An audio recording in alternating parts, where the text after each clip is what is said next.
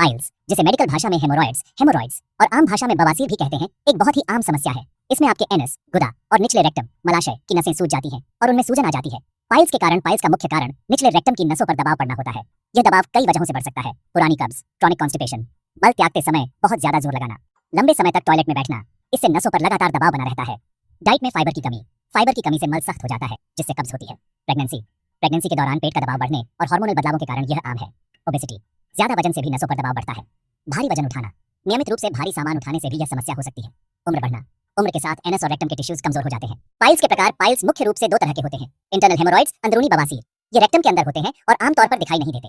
इनमें अक्सर दर्द नहीं होता, लेकिन मल त्यागते समय खून आ सकता है। एक्सटर्नल हेमोरॉइड्स, बाहरी बवासीर, ये एनस के आसपास की त्वचा के नीचे होते हैं। इनमें दर्द, खुजली और जलन हो सकती है।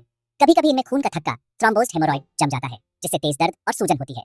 ये कैसे होता है? हमारे एनल कैनाल में खून की नसों के कुशन, एनल कशंस होते हैं। ये मल त्याग को कंट्रोल करने में मदद करते हैं। जब कब्ज या किसी अन्य कारण से इन नसों पर लगातार दबाव पड़ता है, तो यहाँ खून का बहाव ठीक से नहीं हो पाता। इस वजह से ये नसें फूलकर अंगूर के गुच्छे की तरह बन जाती हैं और इनके सपोर्टिंग टिश्यूज कमजोर होकर ढीले पड़ जाते हैं। इसी स्थिति को पाइल्स या बवासीर कहते हैं। पाइल्स के लक्षण और संकेत लक्षण पाइल्स के प्रकार और गंभीरता पर निर्भर करते हैं। खून आना, मल त्यागते समय या उसके बाद टॉयलेट पेपर पर चमकीले लाल रंग का खून दिखना। खुजली और जलन, एनस के आसपास तेज खुजली या जलन महसूस होना।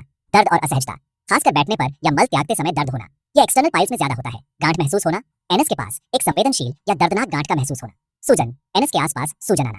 पाइल्स के ग्रेड्स, इंटरनल पाइल्स को उनकी गंभीरता के आधार पर 4 ग्रेड्स में बांटा जाता है। ग्रेड 1, मस से बाहर नहीं निकलते, सिर्फ कभी कभी खून आता है। ग्रेड 2, मल त्यागते समय मस से बाहर आते हैं लेकिन अपने आप अंदर चले जाते हैं। ग्रेड 3, मस से बाहर आते हैं लेकिन उन्हें उंगली से अंदर करना पड़ता है। ग्रेड 4, मस से हमेशा बाहर ही रहते हैं और उन्हें अंदर नहीं किया जा सकता। यह सबसे गंभीर स्थिति है। पाइल्स का इलाज पाइल्स के ग्रेड और लक्षणों पर निर्भर करता है। 1, घरेलू उपाय और जीवन शैली में बदलाव शुरुआती ग्रेड के लिए यह सबसे कारगर है। हाई फाइबर डाइट, अपनी डाइट में फल, सब्जियां और अनाज शामिल करें।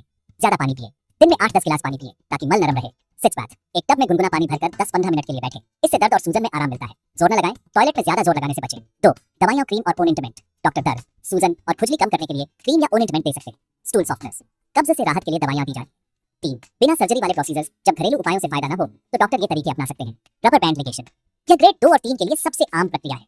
इसमें मस्से की जड़ में एक छोटा रबर बैंड लगा दिया जाता है, जिससे खून का बहाव रुक जाता है और मस्सा कुछ दिनों में सूखकर गिर जाता है। स्क्लेरोथेरेपी, मस्से में एक केमिकल इंजेक्शन लगाया जाता है जिससे वह सिकुड़ जाता है। इंफ्रारेड कोएगुलेशन, इंफ्रारेड लाइट की मदद से मस्से में खून के बहाव को रोककर उसे खत्म किया जाता है। 4, सर्जिकल ट्रीटमेंट, गंभीर मामलों ग्रेड 3 और 4 में या जब दूसरे इलाज काम न करें तो सर्जरी की सलाह दी जाती है। हेमोरॉइडेक्टमी, यह सर्जरी से मस्सों को काट कर निकालने की प्रक्रिया है। यह सबसे प्रभावी, लेकिन इसमें दर्द ज्यादा होता है।